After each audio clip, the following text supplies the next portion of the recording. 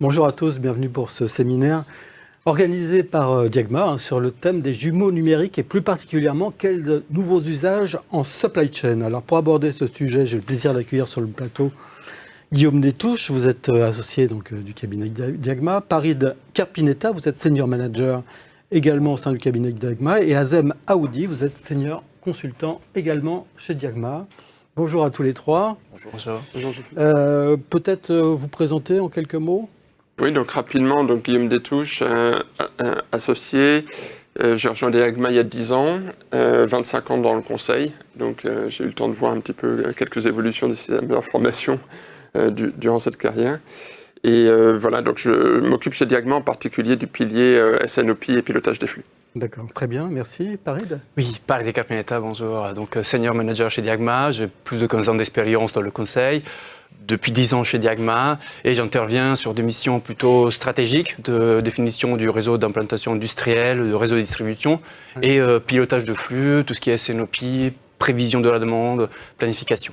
D'accord, très bien. On voit que Diagma, c'est un cabinet d'ingénieurs quand même. Hein. On a d'ingénieurs. Et Azem, pardon. Donc Azem Aoudi, consultant senior chez Diagma. J'ai rejoint Diagma en sortie d'école il y a bientôt 5 ans.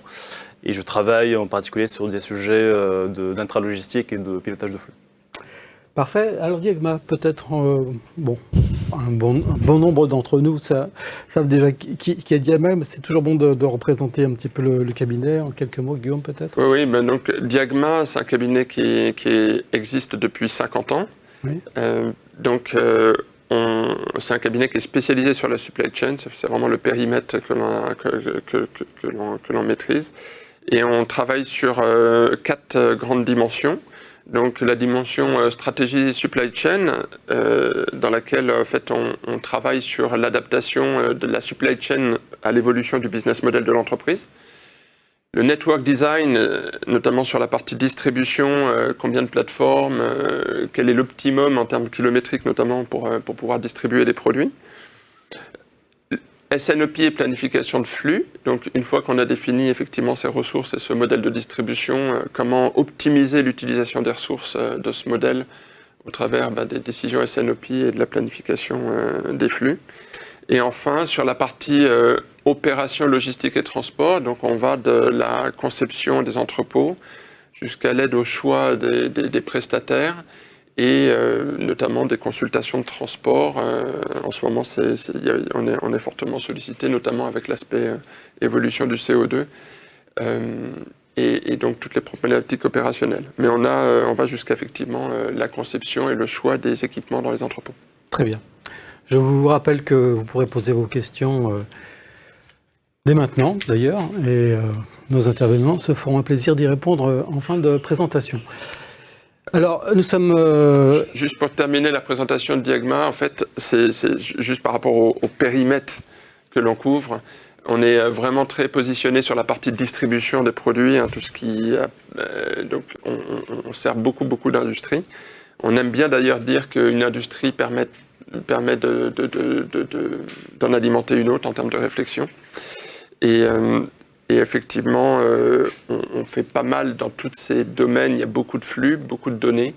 Et dans ces différentes industries, on utilise avec les jumeaux numériques, ça nous permet de faire des simulations, notamment de prescription de modèles optimisés à nos clients. Donc la distribution, le luxe, l'agroalimentaire, la pharma, enfin vous couvrez vraiment un spectre d'industrie assez large. Voilà. On est là pour parler de jumeaux numériques. Guillaume, est-ce qu'on peut donner une définition un petit peu de ce que c'est qu'un jumeau numérique ? Oui, donc si on prend la définition de l'AFNOR, elle parle d'un modèle virtuel conçu pour refléter fidèlement un objet physique. Là, évidemment, l'image de l'avion que tout le monde a en tête a quand même, avec ses logiciels, permis d'éviter de construire des prototypes. Et au lieu de faire des prototypes, on a pu les réaliser en mode virtuel et ensuite les tester en mode virtuel. On imagine bien l'impact économique de l'utilisation de ce type de logiciel par rapport à la fabrication des avions. Donc on fait un petit peu cette analogie ici, on va voir, et effectivement dans le débat d'aujourd'hui, l'intérêt de les utiliser sur des schémas de flux comme la supply chain. Et si on reprend un tout petit peu l'historique, on peut parler des premiers jumeaux numériques faits par la NASA pour Apollo en 1960, qui avait construit effectivement un équivalent jumeau numérique pour tester avant d'expédier le modèle. Ensuite, on a développé des modèles 2D dans les années 2000 qui ont évolué vers des modèles 3D, donc de plus en plus sophistiqués.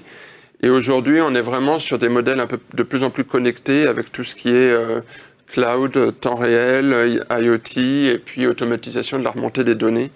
Donc, qui amène aussi à de la réalité augmentée et donc qui permettent de guider et de réagir en fonction justement des éléments de mesure qu'on a pu positionner sur la supply chain. En termes de périmètre, là, on voit bien ici dans l'image qu'on était sur une logique plutôt de pièces au départ. Hein. Comment est-ce qu'on la conçoit, hein. Tout le monde a peut-être un petit peu en tête ces logiciels CATIA où on voit tous ces objets physiques représentés. On a évolué de la pièce vers le composant, vers des systèmes actifs, intégrés, structures, et maintenant, effectivement, des réseaux qui ont chacun un petit peu leur système, et donc la problématique va tourner autour de la connectivité entre ces systèmes. Et en termes de secteur, évidemment, l'aéronautique, compte tenu des enjeux financiers, était clairement leader dans le secteur, l'automobile aussi, et maintenant, l'industrie au sens large travaille à chaque fois quand on conçoit un produit, on a souvent une représentation digitale avant de le réaliser. Et voilà. Après, dans la construction aussi, on a un modèle BIM qui existe, qui permet virtuellement, à chaque fois qu'on fait un immeuble dans Paris maintenant, on a sa construction virtuelle, ce qui permet aussi ensuite de gérer la maintenance beaucoup plus facilement en cas de problème. Alors on voit bien l'intérêt de simuler la construction d'un avion, parce qu'effectivement, avant de monter dedans, et même si c'est un pilote d'essai, il vaut mieux quand même le tester virtuellement. Ça, pour les voitures aussi, on le comprend très bien. Mais comment le jumeau numérique s'adapte? Quelles sont les applications donc, qui concernent directement la supply chain? Alors, au niveau de la supply chain, on distingue... en fait, on va plutôt raisonner par problématique. Et effectivement, et donc il y a différents niveaux. Il y a le niveau qu'on va positionner au niveau stratégique, où là, on est plutôt sur une réflexion de est-ce qu'il est opportun d'ouvrir un site, de fermer un site au niveau mondial? Comment ma supply chain va réagir si effectivement je change son modèle? Oui. On a aussi dans une supply chain existante besoin d'anticiper pour sa résilience, on le sait. S'il y a un blocage d'un port, une pandémie, là c'est un petit peu plus compliqué à imaginer, à simuler. Mais en tout cas, on est de plus en plus, on parle beaucoup de résilience. Donc si effectivement il se passe quelque chose à un endroit, comment le reste de la supply chain va absorber? Puisque on a assez de facilité à identifier un blocage, à simuler un blocage. L'important, c'est les effets de bord de ce blocage, comment le reste réagit. Est-ce que tout est bloqué ou est-ce qu'on a des alternatives? Et effectivement, on a aussi des sujets aussi autour de l'impact CO2, notamment sur des schémas de distribution. Quel serait l'impact, effectivement, d'ajouter un entrepôt potentiellement? Peut-être que ça coûte un peu plus cher, mais il y a peut-être un impact positif côté distribution et kilomètres parcourus ou au niveau de la distribution. Ça, c'est le niveau un peu stratégique, et là, on positionne plutôt des outils. Enfin, nous, on utilise des outils qui combinent... On combine des outils, en fait, Network Design, qui permet d'avoir une représentation virtuelle des flux, de la modéliser, de la calculer, et une fois qu'on a déterminé ce modèle, on en fait une représentation graphique. Et là, on utilise d'autres outils de cartographie pour aider à représenter le modèle proposé. Oui. Mais là, c'est vraiment un outil graphique. Le calcul a été fait en amont, on utilise un outil graphique pour partager le scénario qu'on évoque. Mais là, la difficulté qu'on retrouve sur ces schémas de network design, c'est qu'on raisonne souvent sur des volumes annuels, et il se trouve qu'on a du mal, parfois, à identifier sur une semaine donnée, sur un pic. Alors, en général, on fait souvent des simulations volume annuel et pic, Mais si on veut faire une représentation de l'utilisation des ressources sur une année, là on combine ça avec l'utilisation d'un APS pour dire finalement quel est le taux d'utilisation de mes ressources par rapport à ce modèle, et est-ce que finalement un modèle alternatif me permettrait d'encore mieux utiliser ces ressources. Ça c'est le niveau stratégique. Ensuite on descend un petit peu au niveau tactique. Et là, alors, on l'associe souvent au niveau SNOP, où au niveau SNOP, on fait des scénarios, mais là, on va plutôt parler de scénarios un peu plus extrêmes, donc sur une ligne de produit, une demande qui fait plus 50%, plus 80%. Aujourd'hui, on a des influenceurs qui créent d'un seul coup des mouvements importants dans la demande. Et donc, ça permet de dire... Des lancements de nouveaux produits aussi. Voilà, lancement de nouveaux produits. Si finalement il arrive à ça, comment va réagir la supply chain? Et là, en général, dans la SNOP, on travaille quand même sur des scénarios assez réalistes. Et on essaye d'obtenir une décision sur l'objectif, c'est que derrière ce scénario, on préfère se positionner sur le scénario haut ou bas pour les 18 prochains mois. Ici, on est... sur effectivement une explosion de la demande de 80% sur une ligne de produits, et aussi des simulations finalement quel niveau, si je veux simuler un taux de service, si je passe de 95 à 98%, quel niveau de stock il faut que j'ai. Ça c'est souvent difficile à faire avec les outils existants, parce qu'ils sont un peu ancrés dans l'opérationnel, et donc on a un petit peu du mal à, même si c'est par définition, on considère que les outils, que ce soit les ERP, font partie des jumeaux numériques, puisque tout mouvement physique est aujourd'hui associé en fait à un mouvement informatique. Mais dans la partie simulation. Ça permet de faire ce qu'on appelle les scénarios what if, quoi, en quelque sorte. Voilà, c'est ça, exactement. Donc c'est des what if scénarios. Et par exemple, aujourd'hui, si on a des pénuries matières, quel est l'impact en fait sur mes ventes de cette pénurie matière? Est-ce que j'ai vraiment besoin d'aller chercher une source alternative en cas de scénario? Donc ça permet d'orienter en fait la priorité et de jouer différents scénarios.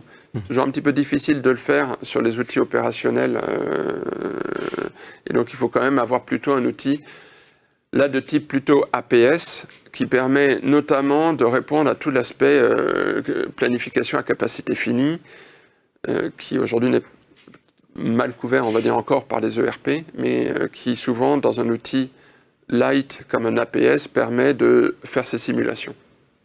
Et on va combiner les APS avec des outils pareils graphiques, et on restitue en général derrière ces simulations aux clients plutôt une base de données type business intelligence, qui lui permet de dire, ensuite de faire des filtres et de mieux comprendre sa supply chain.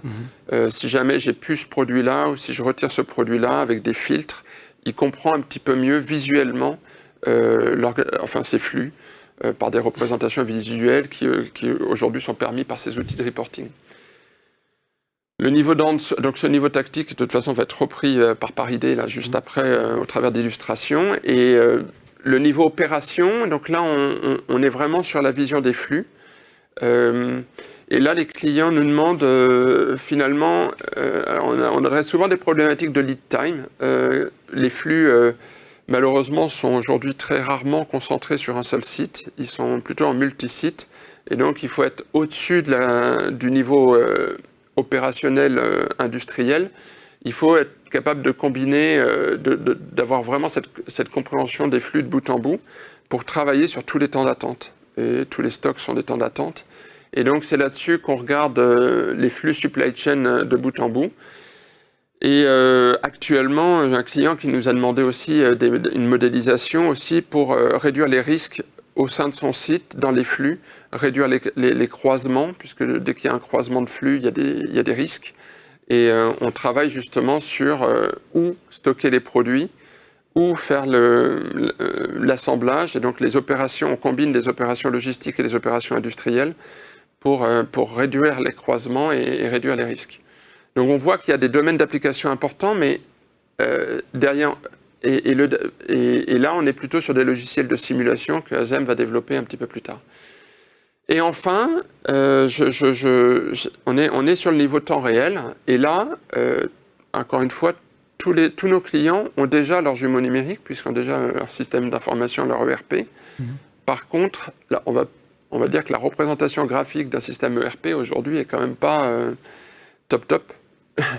Et pour déclencher un système d'alerte qui dit tout va bien ou là j'ai une alerte, on a évidemment aujourd'hui pas mal de KPI, mais on a parfois trop de KPI, et donc c'est toute la relation entre cette masse d'informations qu'on a dans les systèmes et le niveau d'alerte. Et là, il faut être capable de dire si effectivement cette commande que j'ai passée il y a 3 mois, j'ai pas anticipé qu'elle devait passer par ce port-là au bout de 2 mois, si j'ai pas déjà pré-câblé cette alerte, ça va être difficile de remonter le fait qu'elle n'est toujours pas arrivée au port, et donc elle risque d'arriver en retard pour ma production. Et donc, on combine à la fois le système d'information transactionnel avec des points d'alerte pour identifier si jamais le trafic. Donc là, l'image, alors qu'elle est un petit peu petite sur ce slide, mais j'aime bien faire de l'analogie avec les cartographies Michelin qui nous donnent un petit peu, alors là, sur l'ensemble des routes, mais quand on prend quand on simplifie sur juste les routes de votre supply chain, on peut assez facilement modéliser un flux qui est vert et un flux qui est orange ou un flux qui est rouge, si on se rend compte que le stock augmente plus que d'habitude sur un site. C'est souvent un problème, il y a sans doute un problème au niveau du site, et s'il devient rouge, potentiellement, on peut travailler. Et là, l'idéal, et on reviendra un petit peu dessus, c'est comment on passe de ce niveau d'alerte à l'aspect décision. Mais là, on est plutôt sur des outils BI, et de plus en plus, avec l'intelligence artificielle, machine learning, et des outils d'optimisation, donc de tournée,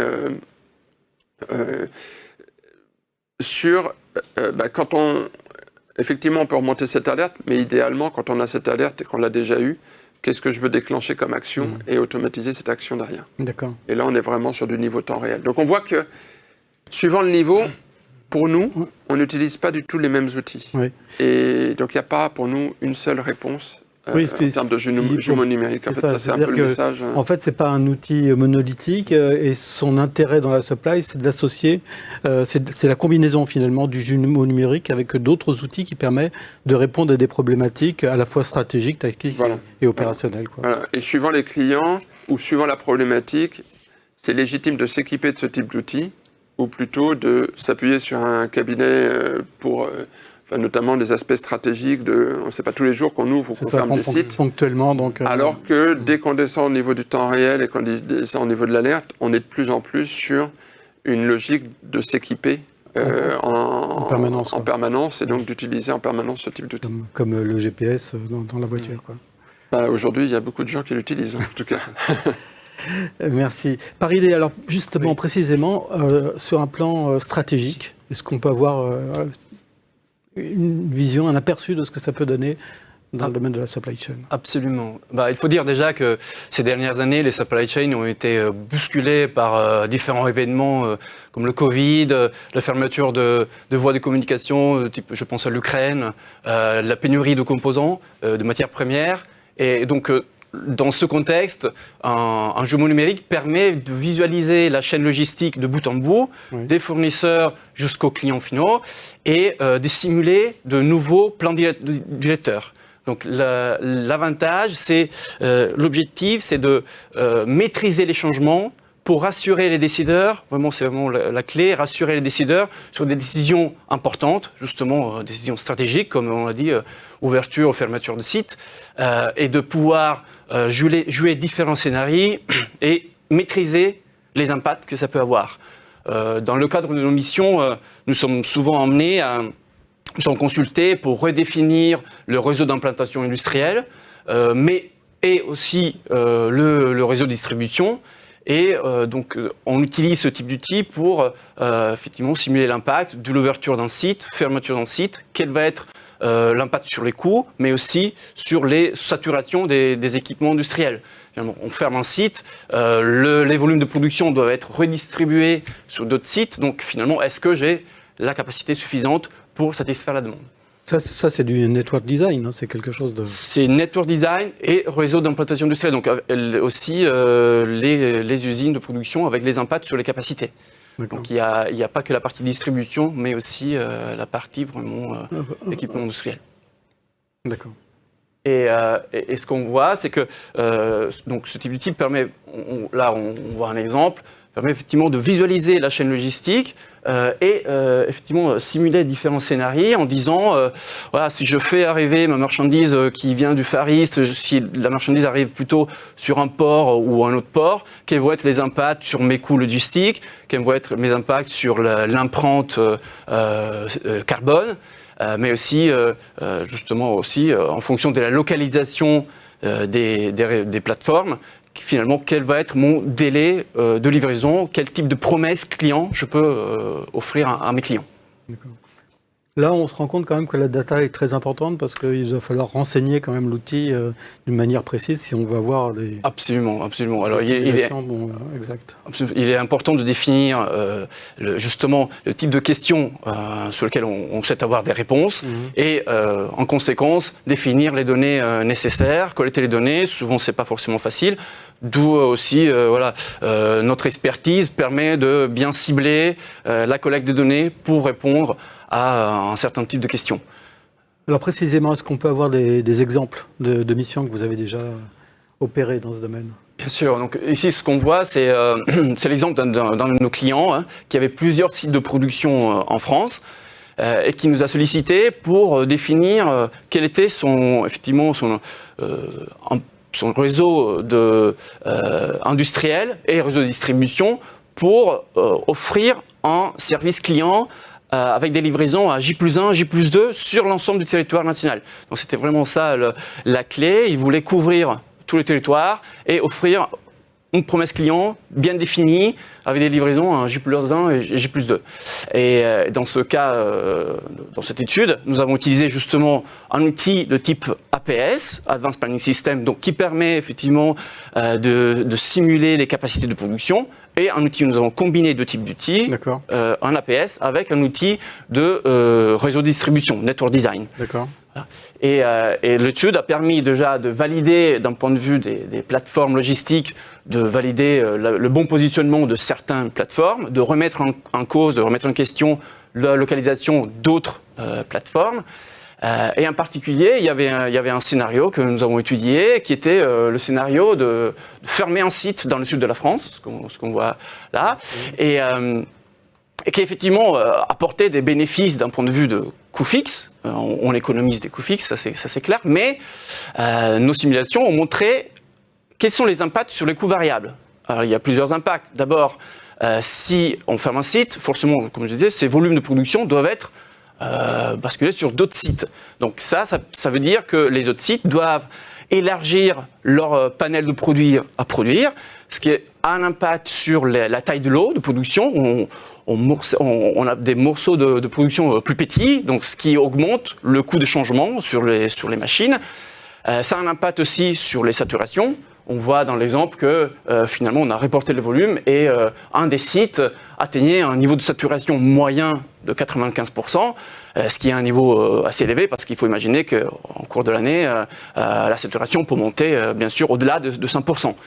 Ce qui impliquait qu'il fallait investir dans une augmentation de la capacité de production. Donc il y avait des coûts d'investissement nécessaires et aussi il y avait un impact en termes de coûts de distribution.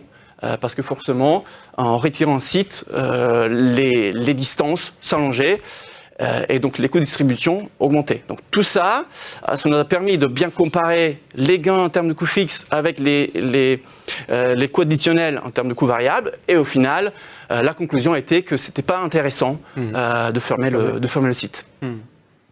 Donc ça, on voit très bien la dimension stratégique du jumeau numérique. Est-ce qu'on peut descendre d'un cran et puis voir l'aspect tactique ? Absolument. Dans un contexte, dans un niveau tactique, le réseau d'implantation est défini. On ne remet plus en question la localisation des sites, le nombre de sites.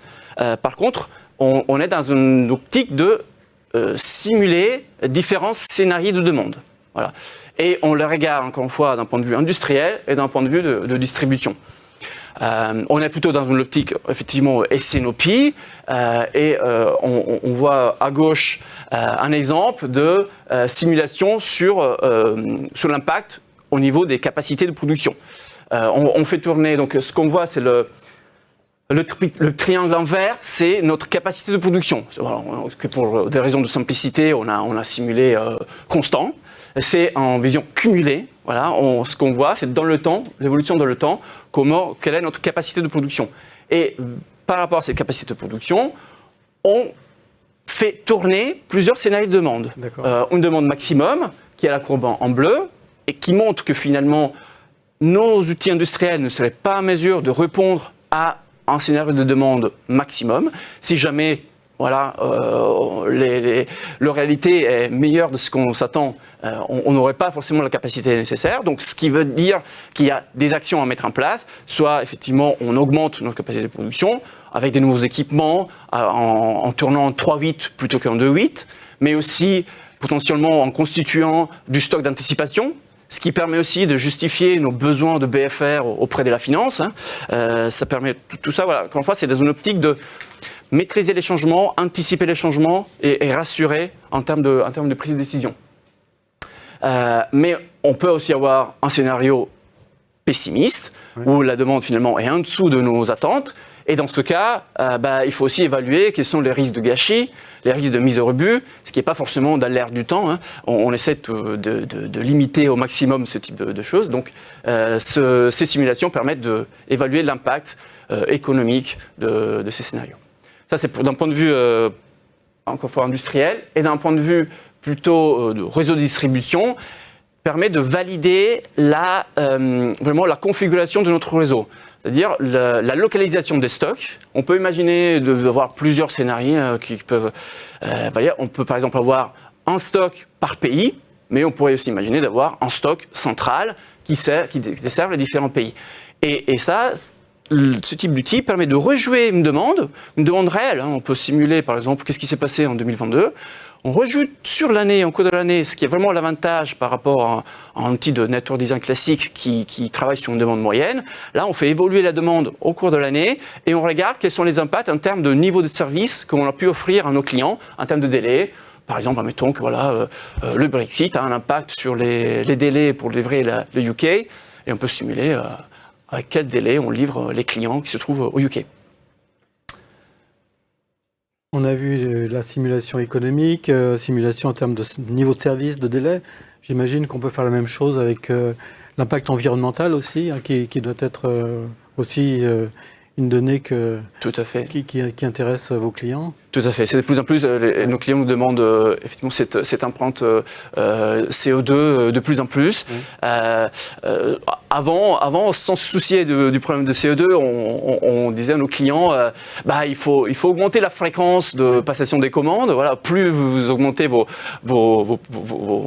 flux de commandes, plus vos stocks va être réduit. Mais maintenant, nos clients nous disent, oui, mais finalement, si je passe plus de commandes, quel va être l'impact sur mes émissions de CO2 Et donc, les outils ont aussi évolué, justement, pour répondre à ces questions.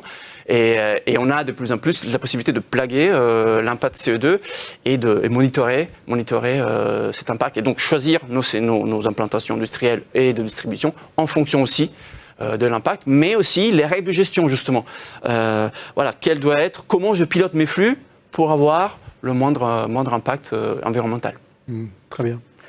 Azem, donc on vient de voir la dimension stratégique du jumeau numérique et son application sur des schémas de distribution. Par exemple, on avait aussi la dimension tactique. Comment on peut descendre à un niveau opérationnel, par exemple au niveau d'une usine? Comment ça peut s'appliquer au flux de production? Alors effectivement, on va voir deux exemples. Un exemple qui s'applique un peu au monde industriel et un autre exemple qui s'applique au monde logistique, entrepôt. L'idée ici, au niveau opérationnel, c'est de confronter vraiment la théorie et les grands axes stratégiques aux contraintes de la vraie vie. C'est-à-dire on est dans le quotidien des directeurs d'exploitation, dans le quotidien des opérateurs, et on va vérifier et valider que les plans qu'on a construits à une maille un peu plus large fonctionnent vraiment dans la vraie vie. Là, typiquement, on prend un exemple d'un atelier de fabrication de chaussures. On a plusieurs postes plutôt en mode job shop. Chaque poste fait un peu son travail, mais finalement, ces postes-là interagissent les uns par rapport aux autres et ça peut aussi créer des variabilités dans les temps de traitement des opérations. Et donc, en fait, la simulation au niveau opérationnel, les jumeaux numériques permettent justement de répliquer ces variabilités-là et de vérifier que les plans qui ont été construits ou conçus à une maille sur la base de gammes théoriques moyennisées avec des TRS moyens, avec des taux d'absentisme moyens, fonctionnent vraiment dans la vraie vie. Donc, c'est ça l'objectif aussi de la simulation au niveau opérationnel. Ça s'adresse aux directeurs d'exploitation, aux opérateurs, pour vérifier que tout ce qui a été mentionné en amont fonctionne vraiment dans la vraie vie avec toutes les contraintes qui y sont propres. Non. Et ça peut permettre aussi de se réadapter en permanence en fonction de la variabilité des flux, par exemple, ou de nouveaux modèles. Exactement. Donc ça permet aussi de simuler des scénarios extrêmes, comme l'a expliqué Guillaume. Donc ces outils-là, on peut dire qu'au niveau stratégique tactique, oui, les scénarios extrêmes peuvent passer avec l'outil de production qu'on a aujourd'hui, mais concrètement sur le terrain, est-ce que c'est vraiment le cas? Quand on passe d'un plan mensuel ou hebdomadaire, est-ce que quand j'ordonne ce plan-là à la maille heure dans la journée, est-ce que ça fonctionne vraiment? Et l'idée ici, c'est que ces outils-là permettent déjà de modéliser à partir de données historiques sur les temps de process et sur par exemple les lois de panne, etc., permettent de modéliser des lois statistiques de probabilité pour dire j'ai cette machine-là qui est censée mettre 2 minutes pour fabriquer une pièce, mais en fait de temps en temps c'est 1 minute 30, parfois c'est 5 parce qu'il y a eu un aléa, parce qu'il y a eu une panne. Et en fait, toutes ces données-là permettent d'alimenter ce modèle de simulation qui va par la suite nous dire oui, ça fonctionne ou non, ça ne fonctionne pas, voilà pourquoi ça ne fonctionne pas et comment on peut ajuster le modèle et le plan pour que ça fonctionne. En plus de ça, en fait, on a une dimension un peu plus d'analyse de sensibilité, de what if. Donc, qu'est-ce qui se passe si je fais telle action? Ce qu'on voit à droite ici, par exemple, là, si on se concentre sur le poste en haut de l'image, ce poste-là, on a un opérateur qui travaille dessus. L'opérateur a un temps de gamme théorique, mais autour de cette gamme théorique, forcément, il y a des variations du fait que j'ai une pièce défectueuse, j'ai un problème de réglage ou de calibrage sur la machine, l'opérateur n'est pas là parce qu'il est parti chercher quelque chose ailleurs, donc ça fait que ça crée des variabilités sur le temps. Et on peut, en fait, avec ces modèles de simulation, ces jumeaux numériques, tester en fait, l'impact que ça peut avoir, la réduction d'une variabilité. C'est-à-dire, si j'ai une opération qui dure 5 minutes, si je réduis ce temps-là à 4 minutes, qu'est-ce que ça a comme impact sur mon système? Est-ce que je produis plus? Est-ce que ça va alléger, soulager mon système? Est-ce que les files d'attente qui se sont construites en amont de ce poste-là vont s'accélérer, donc il n'y en aura plus? C'est un peu ça l'objectif de ces modèles-là. Ça se paramètre facilement, ce genre d'outil? Oui, alors dans nos missions, ce qu'on fait d'habitude, c'est on passe beaucoup de temps sur la mise en place du modèle, pour que ce soit un modèle paramétrable et dynamique. Et après, en fait, il suffit de changer les paramètres de ce modèle-là pour dire, tiens, la durée a passé de 5 minutes à 4 minutes 30, ou elle a augmenté, ou peu importe, pour qu'on puisse resimuler et faire tester des scénarios. D'autres exemples, comme ici, par exemple, on voit qu'on a une intuition de la part du directeur d'exploitation ou du chef d'équipe que ce poste-là est goulot. On peut très rapidement, justement, avec ces modèles dynamiques, tester l'impact d'ajouter un nouveau poste. Qu'est-ce que ça peut avoir comme impact sur la production, sur le temps de cycle, sur les files d'attente, etc. Et ça permet aussi d'aller même vers une vision un peu plus tactique, voire stratégique, qui est j'ai un mix de produits aujourd'hui, je ne fabrique que 2 produits A et B. Si je rajoute un produit C qui a des temps de gamme complètement différents, qui nécessitent des réglages différents, est-ce que ça fonctionne vraiment avec l'outil industriel que j'ai à ma disposition? Très bien. Donc ça, c'est l'usine. Est-ce qu'on peut imaginer la même chose au niveau de l'entrepôt, par exemple? Alors, tout à fait. Donc, quand on parle de jumeaux numériques de simulation, ça s'applique un peu partout, notamment en entrepôt. Et c'est de plus en plus un sujet aujourd'hui dans les projets qu'on mène. Alors, effectivement, dans un entrepôt, on a plusieurs postes, plusieurs plusieurs machines qui interagissent les unes par rapport aux autres. On a par exemple des postes de préparation, on a des lignes de convoyage, on a un système de stockage. Et souvent, en fait, quand nos clients font des appels d'offres pour acheter un outil mécanisé, ces différentes briques sont dimensionnées séparément par des équipes commerciales avec justement des valeurs identifiées de jours de pic ou de jours médians ou des choses comme ça. Donc en fait, ces dimensionnements-là sont faites indépendamment les unes par rapport aux autres, sauf qu'au final, le client, ce qu'il va acheter, il va acheter un système qui fonctionne, c'est un système, c'est un global, c'est un système, c'est un ensemble, et il faut s'assurer que ce qu'on a dimensionné à droite et à gauche fonctionne comme un ensemble vers la fin quand on va lancer quand on va aller en go live du système. Et donc l'idée ici dans l'entrepôt, c'est j'ai acheté ou j'ai signé un contrat parfois sur des dizaines de millions d'euros sur un système automatisé pour mon entrepôt. Avant d'aller vers l'implémentation et la fabrication du système et sa mise en place, il y a une phase indispensable de simulation, donc de jumeaux numériques, pour tester que l'ensemble fonctionne comme donc les équipes commerciales l'ont conçu. Et donc ça permet aussi surtout de s'assurer que les différents points d'échange entre les systèmes sont fluides. Donc exemple très technique, j'ai un conveyeur à angle droit, est-ce que ça fonctionne bien ou est-ce que j'ai besoin de changer la configuration vers un conveyeur d'angle oblique plus rapide. Ça permet aussi de valider que les postes de prélèvement, par exemple, tiennent toujours la route. Donc les productivités utilisées pour dimensionner ce genre de système sont moyennisées, mais entre un prélèvement de 5 pièces et un prélèvement d'une pièce, ce n'est pas forcément le même temps pour un opérateur. Et donc ces systèmes-là permettent, donc ces modèles-là permettent de simuler ces différents gestes, varier le temps, introduire une notion d'aléa et vérifier que tout ça fonctionne. Est-ce que ça peut permettre, par exemple, d'arbitrer entre tel système de mécanisation ou tel autre, ou plutôt un système robotisé? Enfin, voilà, est-ce que ça peut justement être une aide au choix entre différents types d'équipements? Tout à fait. Pour les clients qui sont prêts à mettre le prix, on peut comparer plusieurs systèmes les uns par rapport aux autres. Et l'une des mesures qu'on utilise, c'est le temps de cycle. C'est-à-dire, moi, j'ai une commande que je veux sortir de mon entrepôt. Combien de temps elle met entre mon WMS qui donne l'ordre de lancer la vague et la commande qui sort vers la peigne de tri de l'expédition. Et on peut justement mesurer et comparer plusieurs systèmes automatisés sur la base de ces indicateurs-là. Et il faut savoir que dans ces modèles-là, le plus important, ce n'est pas de modéliser le système, parce que ça, on y arrive assez facilement. Le plus important, c'est de définir les bons indicateurs de mesure et de les exploiter. Parce qu'en fait, si on définit des indicateurs qui sont faux ou faussés ou biaisés, on risque de prendre des décisions qui ne sont pas forcément les bonnes. Pertinentes, et l'autre puissance un peu, ou l'intérêt de ces modèles-là, c'est encore une fois, de tester des scénarios, qu'est-ce qui se passe si, what if. Donc aujourd'hui, on sait que les systèmes dans l'intralogistique sont dimensionnés par rapport à des données historiques mais projetées. Mais ça contient aussi un certain mix de produits, ou un certain mix de canaux de distribution qui est basé sur l'historique. C'est-à-dire aujourd'hui, j'ai un site omnicanal, je traite du B2B et du B2C. J'ai la répartition qui est de 20-80 ou 30-70 ou peu importe. Ça reste des données historiques.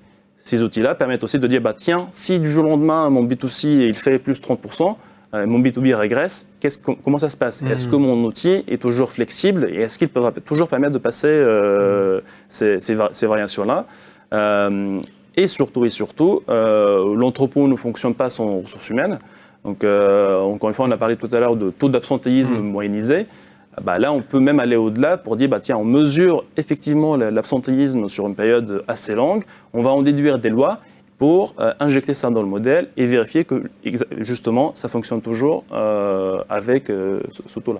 D'accord. Alors, je crois que vous avez une vidéo qui illustre assez bien cet exemple. Alors oui, tout à fait. Donc là, on a pris un exemple de modèle de simulation, donc un jumeau numérique assez simple. Donc on reprend notre usine de construction de chaussures de tout à l'heure. On a juste pris deux postes, un poste d'assemblage un poste d'emballage. Le poste d'emballage est automatisé, on suppose que le temps d'emballage est fixe, donc le robot est parfait, il n'y a pas de panne, il fonctionne très bien. Sur le poste, c'est pas toujours le cas dans la vraie vie, hein, faut l'avouer.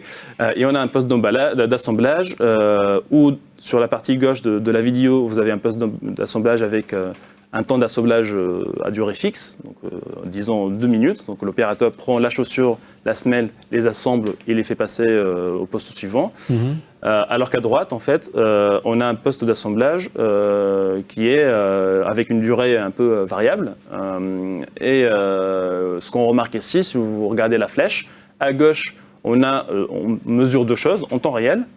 Premier indicateur, c'est le WIP, donc l'encours de production, combien j'ai de pièces en transit dans mon système. Là, on voit que ça oscille entre 3 et 4, ça reste assez fixe.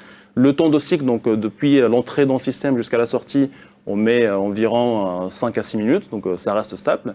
Mais dès qu'on injecte un peu d'aléa, un peu de variation, donc de stochasticité dans le modèle à droite, on voit que le WIP, donc l'encours, va atteindre 5, 6, 7 pièces dans le système, et le temps va augmenter, il passe de 5 minutes et demie à environ 6 et quelques ou 7 minutes.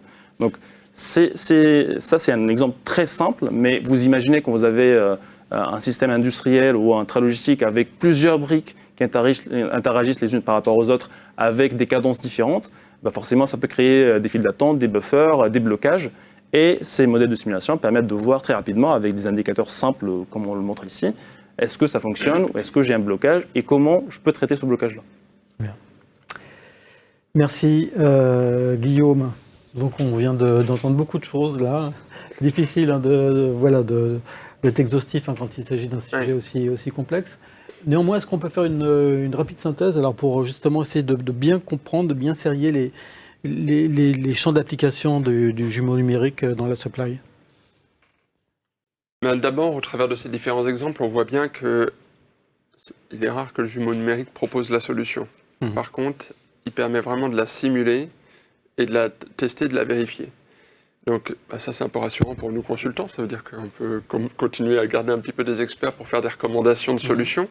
Par contre, notre principale difficulté, et c'est ça qui nous intéresse, nous, derrière ces jumeaux, c'est de démontrer aux clients que notre recommandation est faisable, est viable et sécurisée. Et quand vous êtes face à un décideur qui n'a pas forcément toutes les compétences, des aléas au niveau de la supply chain, et qu'on lui dit, ben voilà, on a rejoué tout votre jeu de commande de l'année dernière sur ce nouveau modèle qu'on vous propose, et voilà ce qui s'est passé. Effectivement, à un moment, il y a ce stock qui est monté, ce stock est diminué. Ça permet d'être beaucoup plus serein dans l'évolution qu'on propose. Donc, ce qu'on appelle faire les bons investissements. Le jumeau numérique ne va pas proposer l'investissement, mais va plutôt vérifier qu'il va fonctionner et qu'il va marcher. Et souvent, ce que s'aperçoit surtout, c'est qu'il va marcher, mais il faut prévoir des petits buffers, des petits éléments pour que ça fonctionne. Et il vaut mieux les anticiper, parce que quand on le découvre, une fois qu'on met en place, c'est toujours plus compliqué. Et enfin, on a vu que plus on est au niveau du temps réel, c'est aussi la partie détecter plus rapidement les aléas.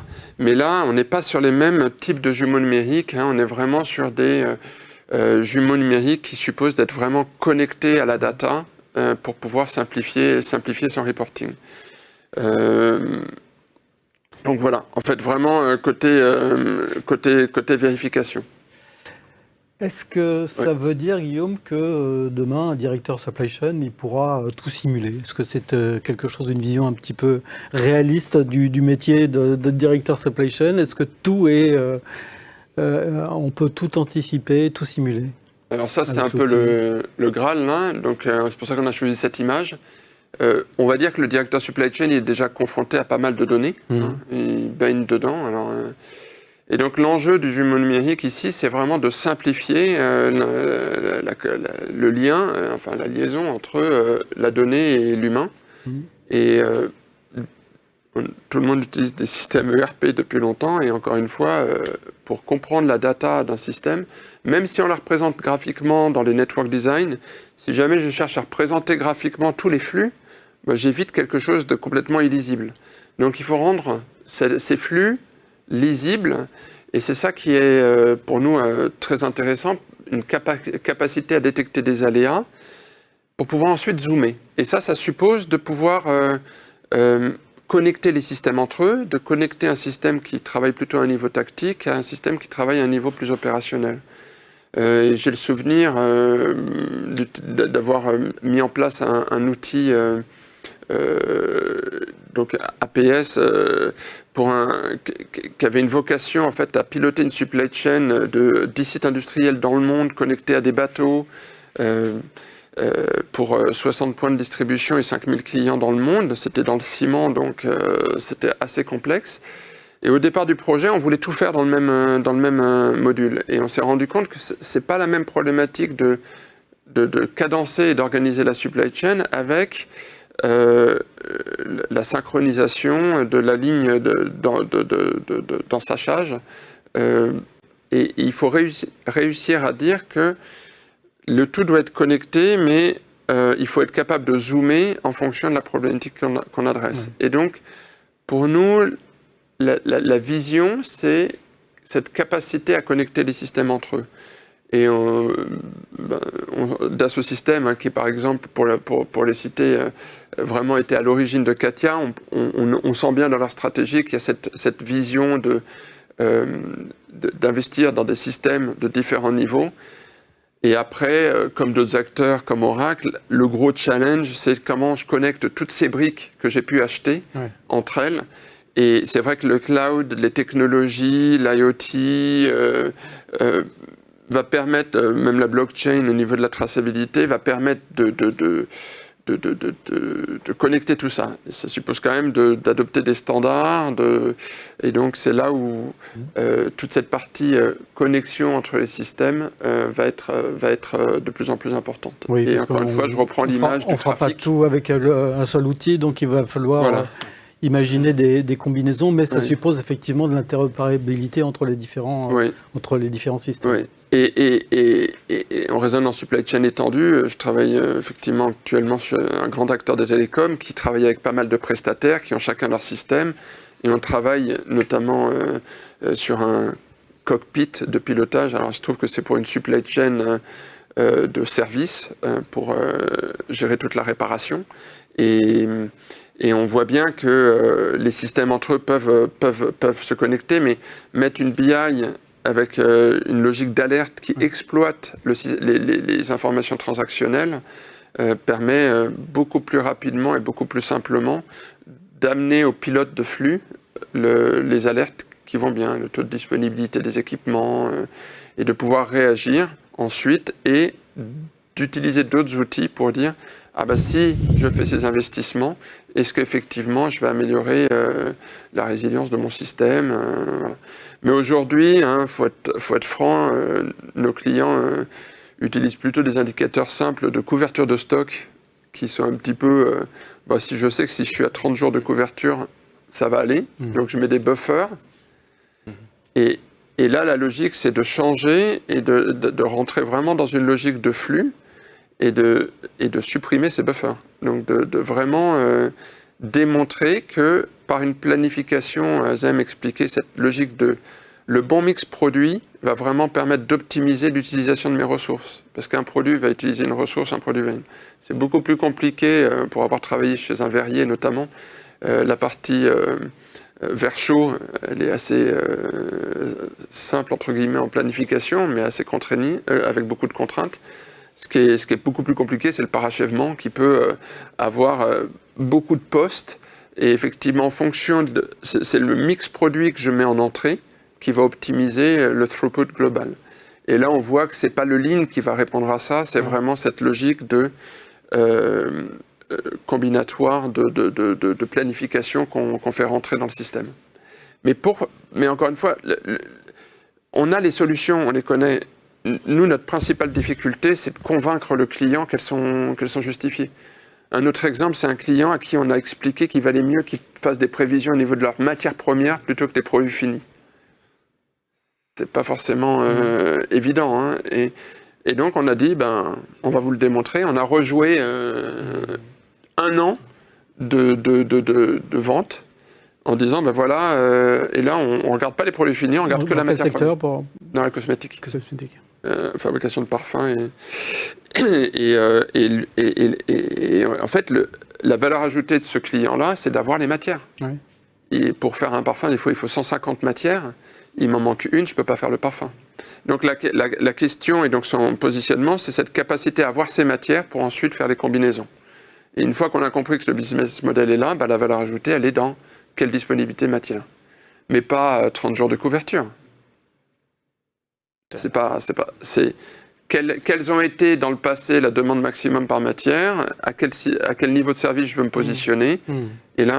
Et on décomplexifie énormément le process de prévision en remontant là-dessus. Mais il faut pouvoir le prouver. Le plus dur, c'est de démontrer que ça marche. Mais c'est là que le rôle du consultant est intéressant, parce que ça, vous avez une vision holistique, je dirais, du marché, avec des expériences dans différents secteurs sur lesquels vous pouvez capitaliser pour ensuite conseiller vos clients en leur disant, écoutez, voilà, dans le secteur, ça marche.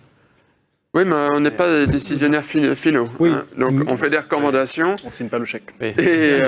Et à la fin, moi, je me mets à la place de la décision. Et on le voit que quand on montre un démonstrateur, comme l'a montré Azem, ou quand on fait une représentation graphique, on aide à comprendre l'intérêt du modèle alternatif qu'on propose. Et c'est ça la difficulté. C'est vraiment... Souvent, nos clients souhaitent quand même voir que ça fonctionne chez eux et pas forcément, qu'on a simulé, même si c'est le même secteur, même industrie. Bien sûr, mais l'expérience compte quand même. Oui. Alors, on va se tourner vers la régie parce qu'il est déjà assez tard. Hervé, est-ce que tu as des questions? Bonjour Hervé. Philippe, bonjour à tous. Effectivement, il y a des questions. Qu'en est-il de la partie amont à la décision de recourir au modèle de simulation et comment acculture-t-on les décideurs à la pertinence de la méthode? Oui, qui souhaite répondre, Guillaume?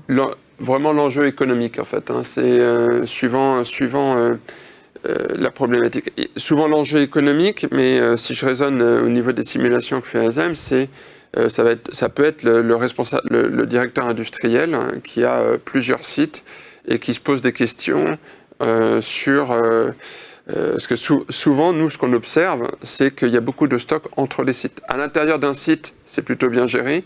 Souvent, entre les sites, c'est là. Hein. On a toujours... et après, quand ça se passe mal, c'est parce que c'est le site en amont ou le site en aval. Et il est important, effectivement, de remettre les choses sur la table et de démontrer qu'effectivement, on peut fortement réduire. Et derrière, il y a la réactivité de la supply chain. Enfin, nous, le stock, on le voit comme une sécurité, mais il faut aussi le voir comme un potentiel gâchis et comme un potentiel source de lead time. Et plus on réduit les stocks dans l'ensemble de la supply chain, plus on fluidifie la réactivité. D'où la nécessité de supprimer les buffers, c'est ça? Il en restera, mais aujourd'hui, ils sont surtout dimensionnés et pilotés. Enfin, on est souvent surpris de dire l'emballage, on met 30 jours. En fonction de l'emballage pour tel type de produit, ça peut être légitime, mais pour l'emballage du produit classe A, 7 jours, ça suffit largement. Après, voilà, donc c'est ces simulations-là qu'il faut réussir à faire. Et dès qu'on explique aux dirigeants qu'il ne faut pas avoir une réponse unique et qu'il y a des produits classification ABC, FMR, et la méthode de pilotage est très différente et qu'on le démontre après au travers de ces simulations, il est rassuré. Il faut savoir aussi, en fait, en général, que tout part d'intuition, c'est-à-dire les gens qui sont décideurs, qui sont sur le terrain, s'aperçoivent que j'ai un poste qui est plutôt golo, ou j'ai une problématique quelque part dans mon entrepôt, et ça part d'intuition, c'est-à-dire il y a cette intuition de oui, je rajoute un poste, ou non, il faut que j'enlève un poste, peu importe. Notre rôle comme consultant, c'est déjà partir de ces intuitions-là, trouver le bon outil en fait parmi toute cette panoplie d'outils qu'on a présenté, lequel on va utiliser pour la problématique en question, et de démontrer que l'intuition est bonne ou bien elle n'est pas tout à fait justifiée, qu'il faut plutôt agir sur un autre poste dans la maille. Typiquement le cas, on l'a vu récemment avec Paridé sur l'une de nos missions. C'était un processus industriel dans la pharma. Au milieu du processus, il y avait 3 cuves. Donc le décideur avait l'intuition d'en rajouter une 4e, et on a démontré très rapidement avec le modèle de simulation que ce n'était pas là qu'il fallait intervenir, mais plutôt avec un poste en aval qui était plus saturé, et que si on investissait, ne serait-ce qu'en réduisant la variabilité sur le poste en aval, en fait les 3 cuves qui étaient là étaient largement suffisantes. Il ne fallait pas investir, dépenser plusieurs millions d'euros et 3 ou 4 ans de développement pour mettre en place la cuve. Oui, mais c'est absolument important de mettre en place les bonnes pratiques de pilotage. Nous, on dit souvent à nos clients qu'il faut piloter les flux, il ne faut pas juste positionner des buffers, encore une fois, un peu partout. Et il faut mettre justement cette notion de transférer les compétences pour pouvoir, de manière que nos clients soient autonomes ensuite dans la gestion aussi des simulations, qu'ils puissent aussi s'approprier des simulations et puissent le piloter par le futur. Ça passe par la mise en place des bonnes pratiques de pilotage de flux. Et nous, on dit à nos clients souvent qu'il faut synchroniser les flux et les piloter de bout en bout. Hervé ? Alors, vous avez peut-être déjà partiellement répondu à cette question, mais je vais la poser tout de même. Et comment gérez-vous la phase de calibrage qui permet aux utilisateurs d'avoir la confiance dans le modèle et donc dans ses résultats ? Alors je peux répondre. En général, ça part de données qui sont transmises par nos clients et qui se basent souvent sur des gammes théoriques. C'est-à-dire, c'est les gammes avec lesquelles l'industriel sur le terrain utilise. Il faut savoir que nous, on essaye aussi de faire nos propres analyses à partir d'historiques, par exemple, de temps de procédés sur certaines machines, pour se faire notre propre avis. Et donc on se rend compte souvent qu'autour de cette valeur donnée par le client, il y a quand même une distribution et un écart type parfois gigantesque qu'on doit prendre en compte. Et donc effectivement, on a eu le cas pareil avec PariD récemment. On a dimensionné, on a revu le système de planification de notre client sur la base des gammes statiques, donc théoriques. Et on a ensuite pris les valeurs historiques avec les aléas. On a injecté ça dans un modèle de simulation qu'on a développé pour démontrer que le statique fonctionnait toujours. Okay, donc, et on se rend compte qu'en fait, le mix produit qu'on a mis en statique n'est pas forcément celui qu'on doit finalement garder, parce que ne serait-ce que rajouter ou enlever un coproduit peut créer une variabilité énorme et une occupation énorme des ressources qui peut tout casser. Et donc c'est aussi ça la clé, c'est encore une fois, dans n'importe quel modèle informatique de simulation appliqué à la supply ou autre, si on va rentrer des données qui sont fausses et qui sont biaisées, on va certainement avoir des résultats qui sont fausses, qui sont biaisés. Donc il faut bien travailler cette partie en amont, comment je traite la donnée, comprendre comment le système fonctionne, injecter les données tout en s'assurant qu'elles sont bonnes, et puis exploiter les résultats en toute confiance. D'accord. Peut-être une dernière question ? Qu'est-ce que vous simulez le plus souvent aujourd'hui avec des jumeaux numériques ? Alors, il faut dire que effectivement aujourd'hui, on simule plutôt, on est plutôt sollicité sur des missions plutôt au niveau stratégique et au niveau tactique. Donc effectivement de réseaux d'implantation industrielle et de distribution.